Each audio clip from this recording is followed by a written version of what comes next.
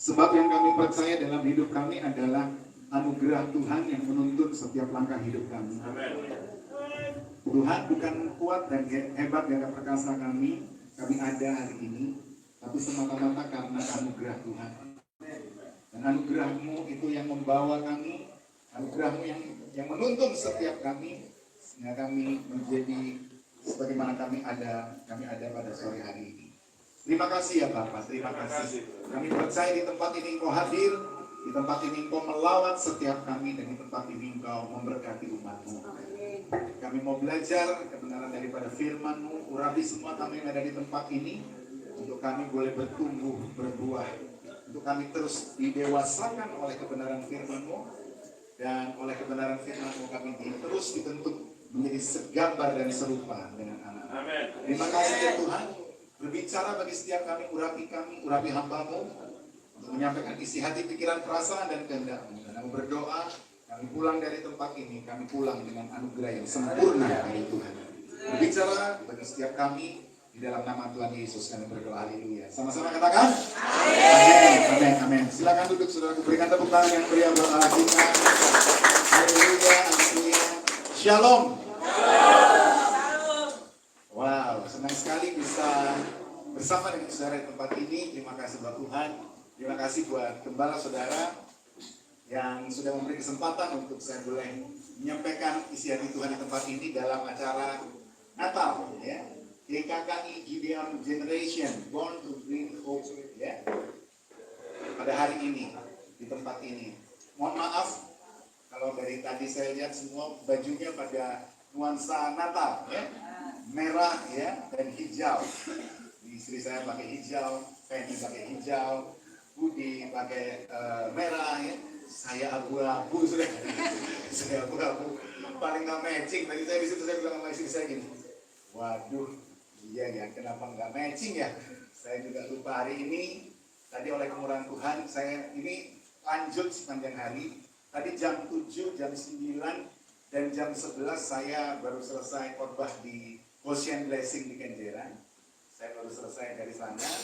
Kemudian makan siang, istirahat sebentar, terus kemudian dari Galaxy Mall makan, terus kemudian saya ke sini. Nah, seperti Pak Ketua MD tadi, nah Bapak izin tadi jam 5:30 Pak ya. Nah, saya juga izin 5:30 Pak.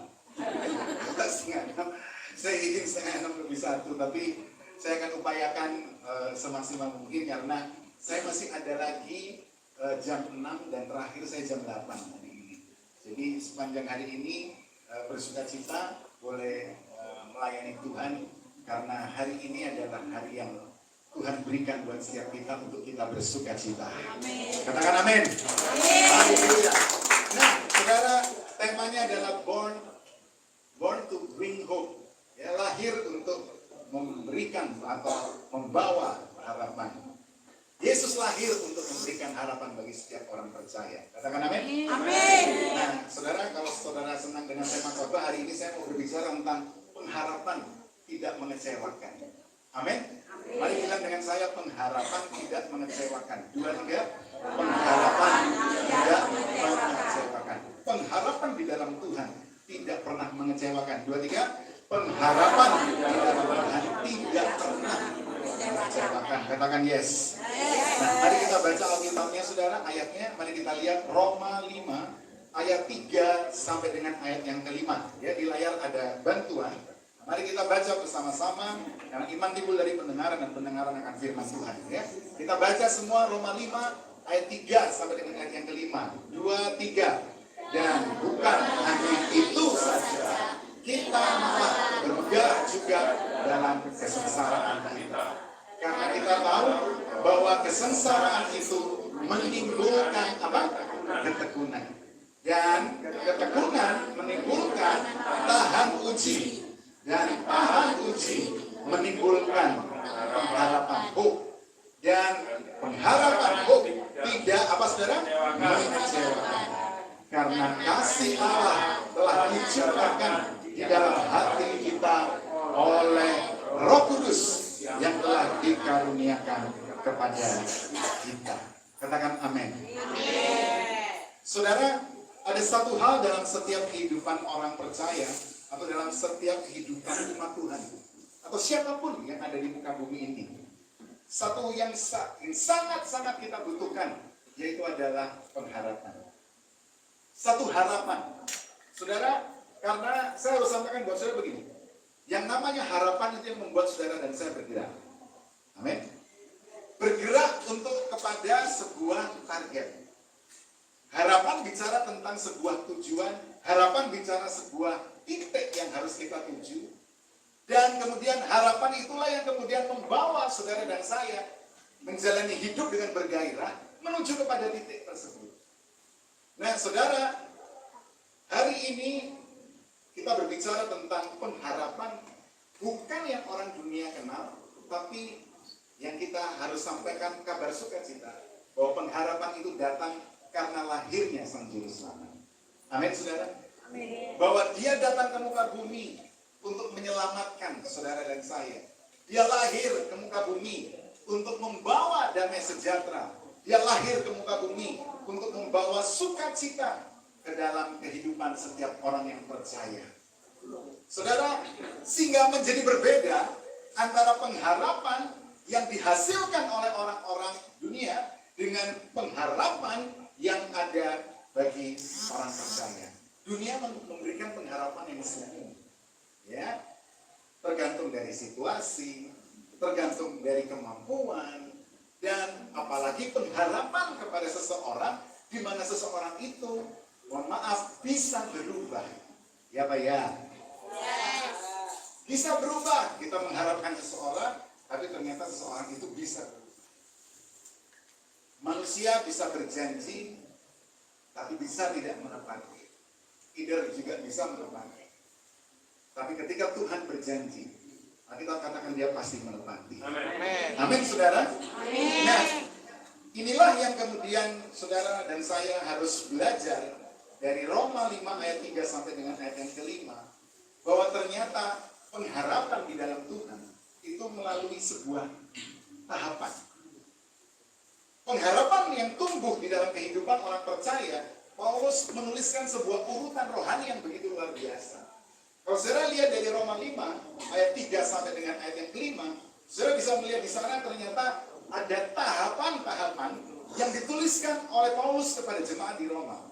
Dikatakan begini, yang pertama di ayat yang ketiga, dari kesengsaraan, dan ketika orang itu punya pengharapan, ketika orang itu berjalan, even walaupun di dalam kesengsaraan, mungkin kalau kesengsaraan mungkin saudara agak ngeri-ngeri sedap gitu ya, Pak, ini Natal Pak. Ngomongnya kok kesengsaraan begini ya, serem banget gitu. Oke, saudara, saya harus sampaikan begini. Kesengsaraan yang dimaksud ini berbicara juga tentang penderitaan. Pak, sama aja Pak, kesengsaraan, penderitaan kok susah banget, kok ngeri banget. Oke, saya sampaikan buat saudara begini. Yang dimaksud kesengsaraan atau penderitaan itu bicara tentang proses. Bilang dengan saya proses, 2, 3. Proses. Dan saya harus sampaikan buat saudara, tidak ada seorang pun di muka bumi tidak mengalami yang namanya proses. Setiap orang, saudara, itu pasti mengalami yang namanya proses. Karena proses itu, saudara, untuk membuat saudara menjadi kuat dan kokoh di dalam iman saudara. Proses itu membuat karakter Kristus itu muncul dari dalam kehidupan saudara.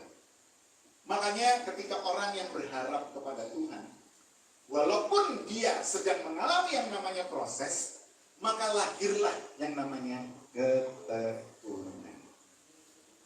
Makanya dikatakan kesengsaraan atau proses menghasilkan ketekunan. Bilang dengan saya ketekunan. 2, 3. Ketekunan. Ketika proses terjadi dalam kehidupan orang percaya, saudara, maka proses itu sekali lagi bukan untuk menghancurkan. Tapi ketika proses itu terjadi, itu untuk memurnikan saudara dan saya.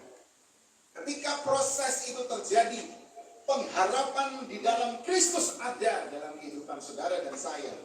Maka proses yang sedang terjadi itu bukan untuk menghancurkan, tapi untuk membuat saudara menjadi dewasa di dalam kerohanian saudara.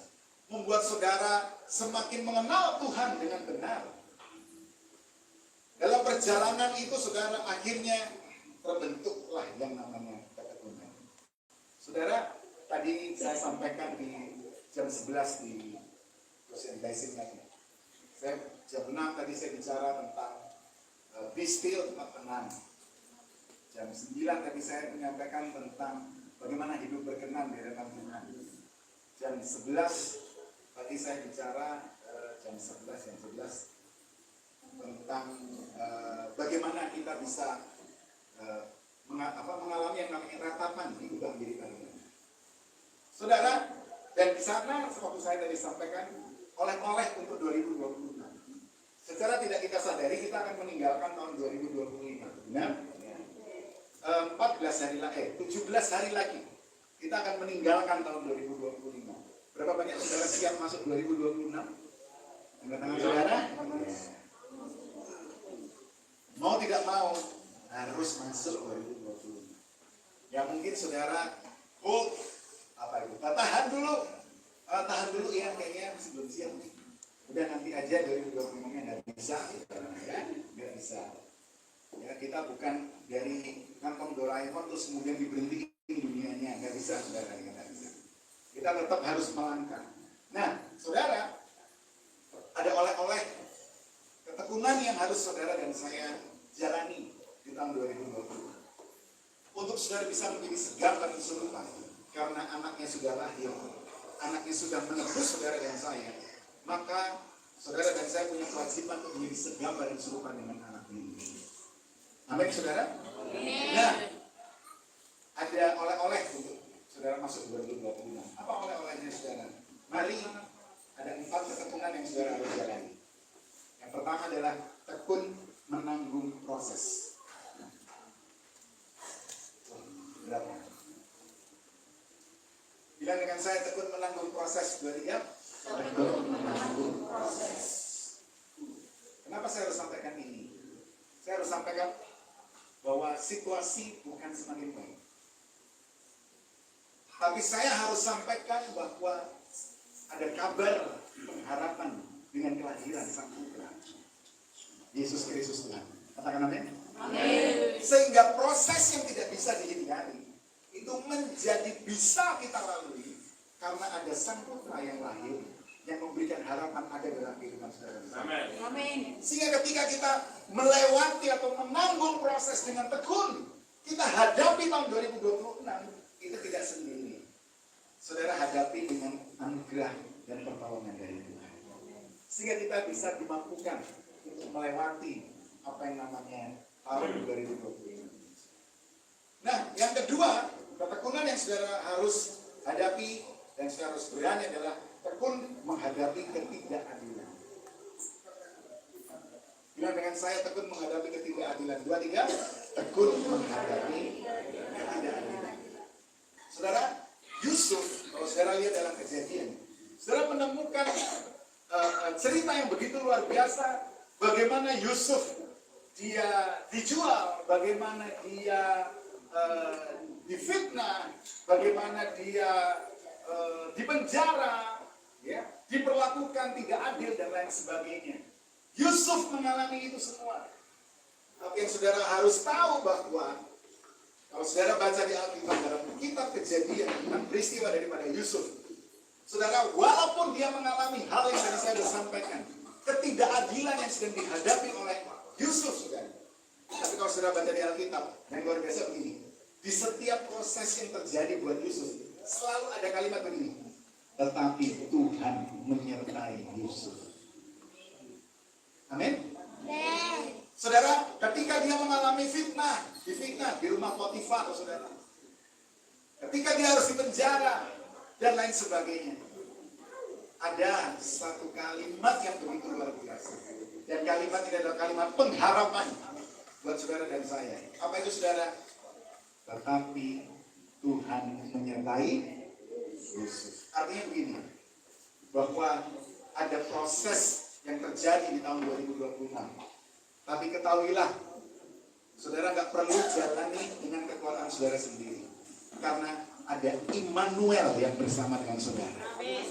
Ada Immanuel, Tuhan beserta saudara dan saya. itu yang memampukan saudara dan saya untuk bisa melewati semuanya ini. Percaya, katakan amin? Amin. Dan yang ketiga adalah tekun mengerjakan panggilan Tuhan. Saudara, saya percaya bahwa di setiap kita masing-masing punya panggilan dari Tuhan masing-masing. Mari kerjakan itu dengan segenap hati seperti untuk Tuhan. Di tahun 2026 kerjakan panggilan Tuhan. Dan yang keempat adalah oleh-oleh untuk masuk tahun 2026 adalah tekun memelihara iman. Mari bilang bersama dengan saya, tekun memelihara iman. 2, 3. Tekun memelihara iman. Saudara, Paulus itu salah satu contoh bagaimana dia memelihara iman dengan luar biasa. Saudara, prosesnya begitu luar biasa. Dia mengalami yang namanya menanggung proses. Dia mengalami yang namanya mengalami ketidakadilan. Dia mengalami, saudara, yang namanya mengerjakan panggilan Tuhan. Dia dipenjara, ya, dia difitnah, kapalnya karam, dia sempat kelaparan dan lain sebagainya. Tapi Paulus, saudara, Alkitab katakan begini, dia memelihara imannya. Bahkan ketika di akhir hidup daripada Paulus, 2 Timotius 4 ayat 7 sampai 8, Paulus bilang begini, aku telah mencapai garis akhir. Aku telah memelihara iman. Ayat 8 bilang begini, dan telah tersedia mahkota kehidupan bagiku. Katakan amin. Inilah yang disebut pengharapan yang tidak mengecewakan. Saudara, sekali lagi, dunia bisa memberikan pengharapan, tapi pengharapan itu semua. Tapi di dalam putranya yang lahir 2000 tahun yang lalu, kita punya pengharapan yang tidak mengecewakan, yaitu pengharapan di dalam Kristus Yesus Tuhan.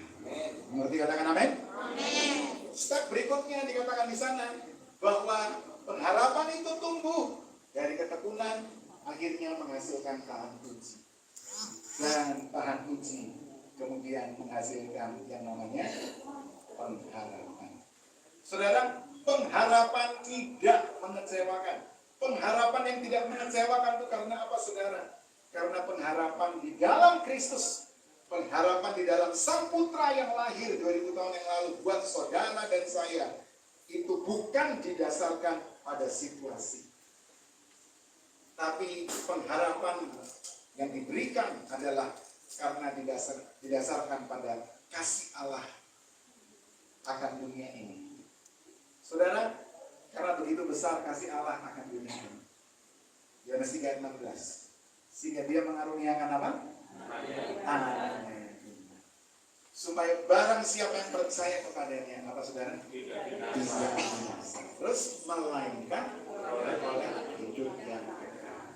Makanya saudara, saya menarik saudara dan saya untuk kita lebih dalam, untuk kita belajar, untuk kita kemudian menjadi dewasa, bukan pengharapan, sekedar pengharapan yang ada di muka bumi, tapi pengharapan yang Tuhan ajarkan kepada saudara dan saya lewat kebenaran firman Tuhan. Kalau saudara mau belajar dengan benar, maka saudara akan mendapati bahwa yang dimaksud pengharapan itu adalah pengharapan untuk hidup dalam kekekalan, memperoleh mahkota itu. Tapi ya oke lah, kadang-kadang kemudian manusia untuk mencoba merilit dirilitkan dengan kehidupan sehari-hari, maka pengharapan yang diberikan adalah pengharapan untuk kehidupan sehari-hari. Nggak apa-apa, nggak ada yang salah, nggak ada yang salah. Tapi mari kita juga selipkan itu, bahkan itu menjadi yang utama, bahwa target saudara itu bukan di muka bumi. Target saudara adalah kehidupan kekal. Sang Putra hadir itu bukan untuk saudara cuman sekedar di muka bumi. Sang Putra itu hadir untuk menyelamatkan saudara dan saya. Dan ketika menyelamatkan saudara dan saya, tujuannya itu adalah kekekalan.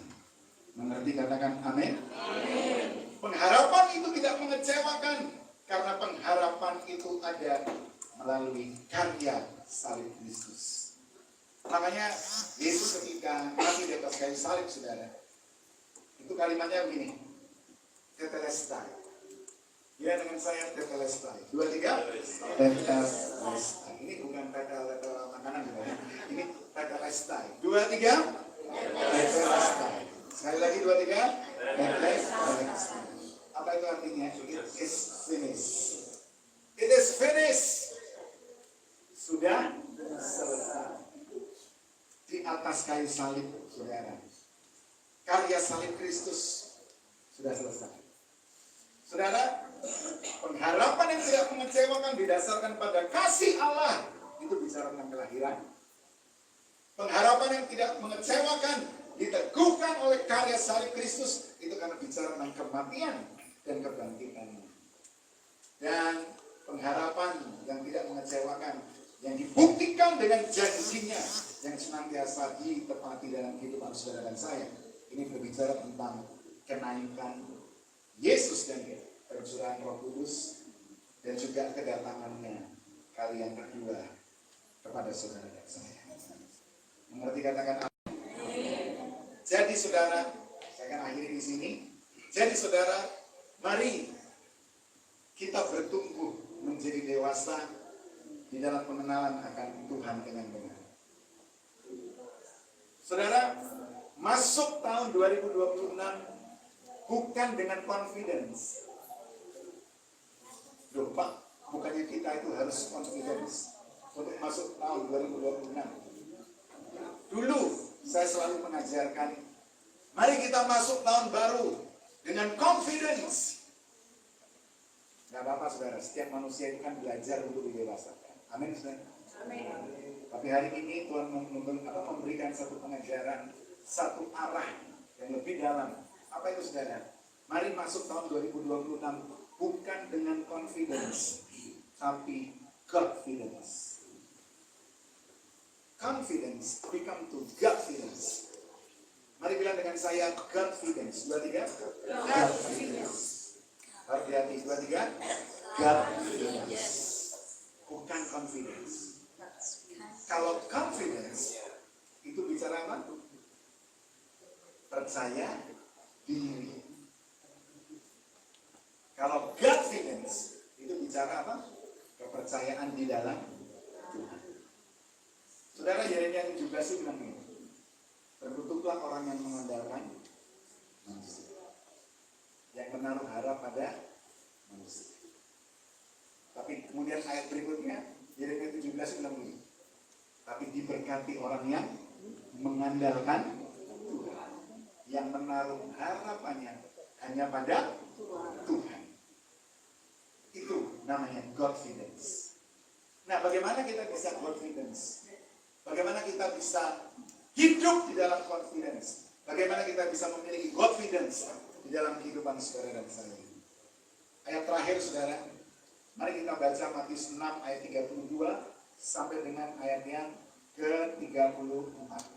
Ya, ada 3 ayat, tapi kita akan bahas satu persatu ya. Satu persatu. Apa yang harus kita lakukan sebagai orang percaya untuk kita memiliki confidence?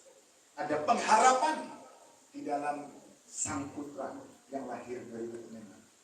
Yang pertama adalah mengenal Tuhan dengan benar. Mari bilang bersama dengan saya, mengenal Tuhan dengan benar. 2, 3. Mengenal Tuhan dengan benar. Kalau saudara lihat Matius 6 ayat 32. Matius 6 ayat 32 itu bilang begini saudara. Semua itu dicari bangsa-bangsa yang tidak mengenal Allah. Akan tetapi Bapamu yang di sorga tahu bahwa kamu apa?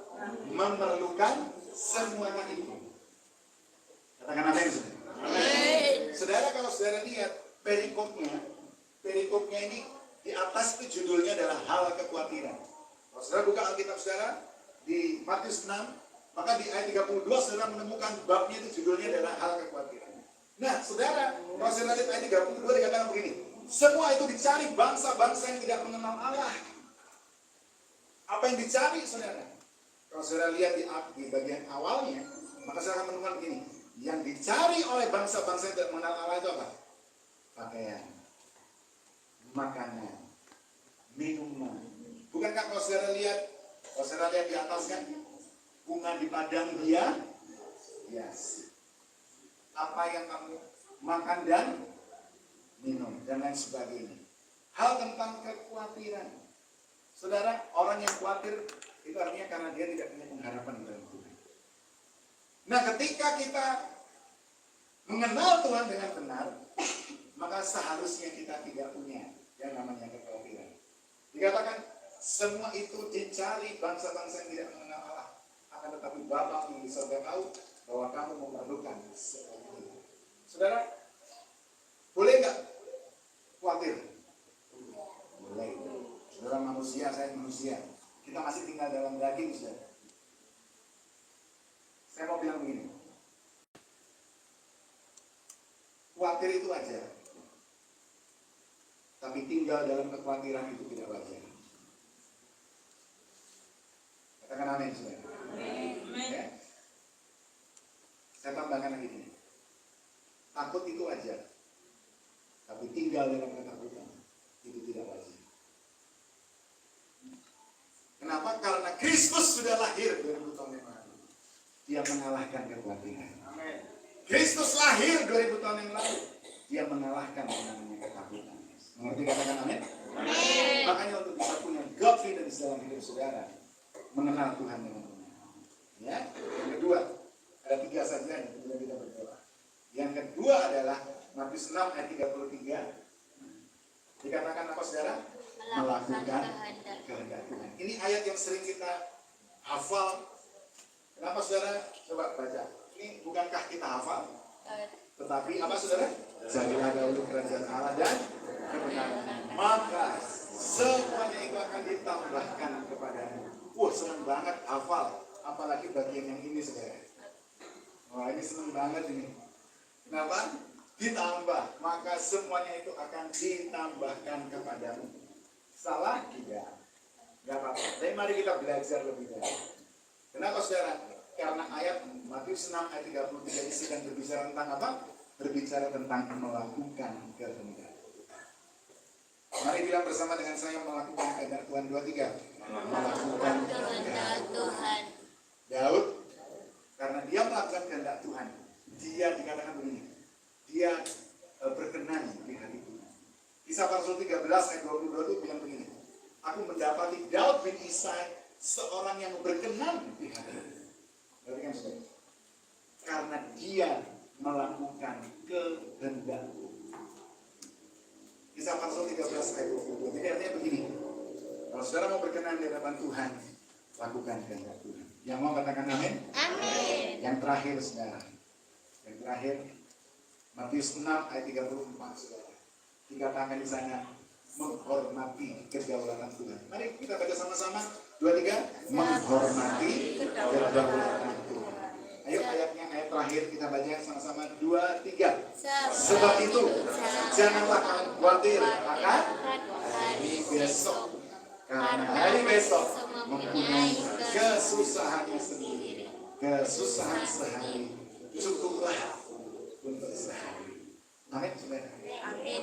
Jadi ketika kita menghadapi tahun 2026, selain kita punya pengharapan yang pasti di dalam Tuhan, pengharapan yang tidak pernah mengecewakan, pengharapan yang datang buat saudara dan saya dari Sang Putra yang lahir 2000 tahun yang lalu, saudara. Saudara harus tahu ini, bahwa kekhawatiran atau masalah atau kesusahan, dinamika yang ada, pergumulan yang ada dalam kehidupan saudara, kita mengajarkan cukuplah untuk sehari. Dikatakan janganlah kamu khawatir akan hari besok, karena hari besok punya kesusahan sendiri. Kesusahan sehari cukup untuk sehari.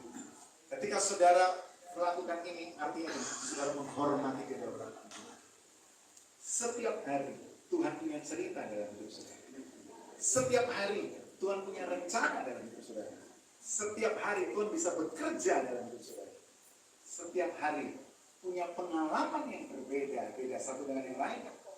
Dan setiap hari penyertaan Tuhan senantiasa ada dalam hidup saudara. Setiap hari tuntunan Tuhan selalu ada. Dan setiap hari itu yang kita jalani, kita bisa melihat bahwa kedaulatan Tuhan itu yang terjadi. Kalau Tuhan sudah membuka, tidak ada yang bisa menutup. Kalau Tuhan sudah menutup, tidak ada yang bisa menutup. Kalau Tuhan sudah mengangkat, tidak ada yang bisa menurunkan. Kalau Tuhan sudah menurunkan, tidak ada yang bisa mengangkat. Respect and honor God's authority. Mari hormati, ya, hormati dan hargai yang namanya kedaulatan Tuhan.